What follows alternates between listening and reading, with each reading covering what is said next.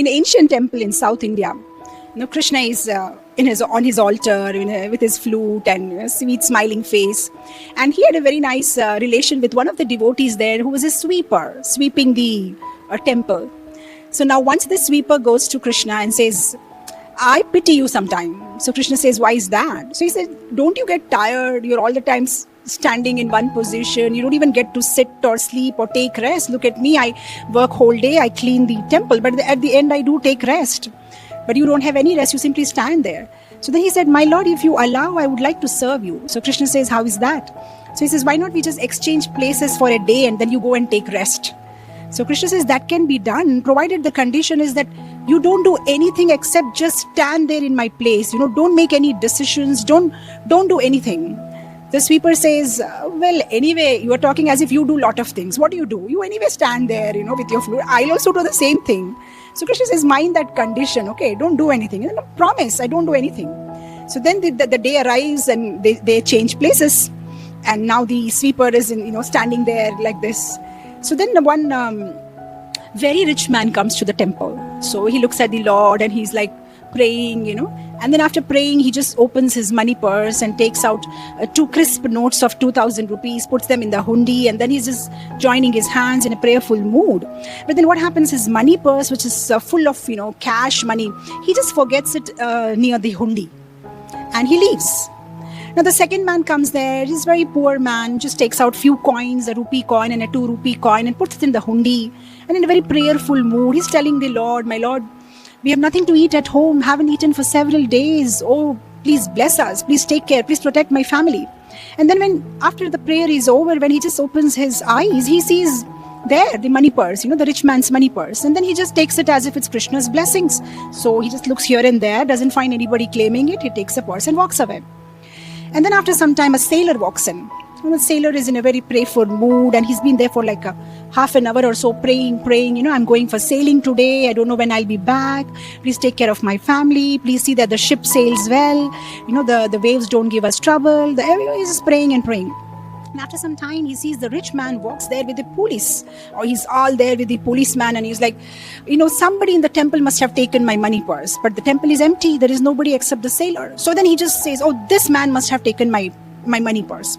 Now the sailor is defending, I haven't touched, I don't know, I have no idea, but nobody's listening to him and they just want to arrest him. Now at this time, our duplicate Bhagavan, who's become Krishna for the day, he says, enough is enough. I can't tolerate injustice. After all, I'm Bhagavan. So he immediately says, stop everybody. He hasn't taken anything. Let me tell you who has taken.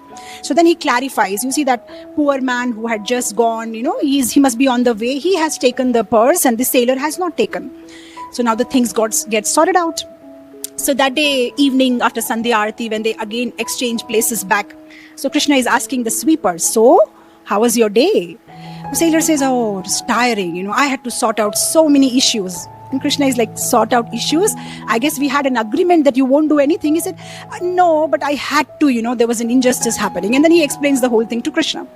And then Krishna is like putting his hand on the head and like, why did you do that? And then the sweeper is like, what's wrong? And then Krishna says, look, I had planned it. Everything was my plan. So he says, how is your plan in this? So he says, look, the rich man who came there and offered me some service, he's supposed to die within a couple of days. He's going to meet an accident. Now, he hasn't done much good karma in this life. So I really wanted that his money to be utilized by that poor man who had no food to eat, so that he accumulates some good karma before he, goes and meets Chitragupta. And this poor man, if he hadn't gotten the money today, he and his family will die out of starvation. So I wanted to help him because he's been praying to me a couple of months now. So I wanted to give him some money and place him nicely. And now this sailor, I had made an arrangement that he gets arrested because if he would have go on sailing tonight, his ship is going to sink. So when he just puts this all out, oh, the sweeper is amazed. Oh my Lord, you have such intricate planning. Who goes where? What happens to whom? So why I said this story today is, we're talking about karma. And if we understand, Krishna has already coded everybody's life, what's going to happen, when, who, how. Yeah, we do have a certain independence where we can decide, but the consequences are predestined. Now, of course, this topic brings us to two varieties of people, once they get into this topic. Either some people become completely like, they're karmavadis. They're like, I don't believe in, or previous karma, this. I just believe one thing, as you said, cause and effect.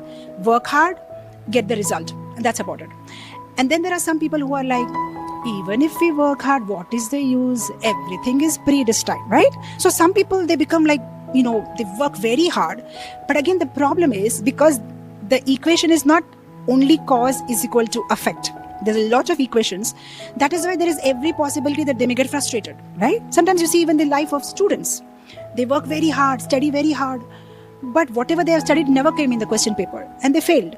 And there are some children who never worked hard, just studied 4 or 5 questions, and whatever they studied, that only came in the exam. So then we understand very easily that, it's not only cause is equal to effect, there are some other equations, right? Missing equations. So those who are karmavadis, they become like, sometimes frustrated because they're working hard, they're putting so much effort, but result is not in proportion. And then those who are daivavadis, they become very lazy. Somebody like Dhritarashtra. When Vidura approached Dhritarashtra that, why aren't you stopping the war? Dhritarashtra just gave some lame reasons.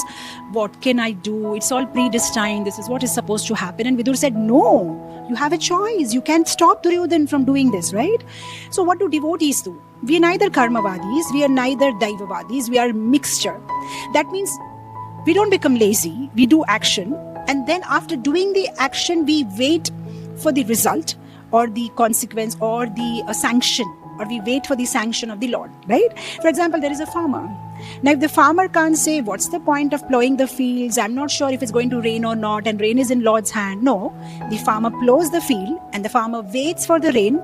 And if it rains, he's very happy. Oh, it's Krishna's mercy. And if it doesn't rain, he says, that's my destiny. It didn't rain. It's not in my karma, right? So the devotees are the combination of Daivavada and Karmavada.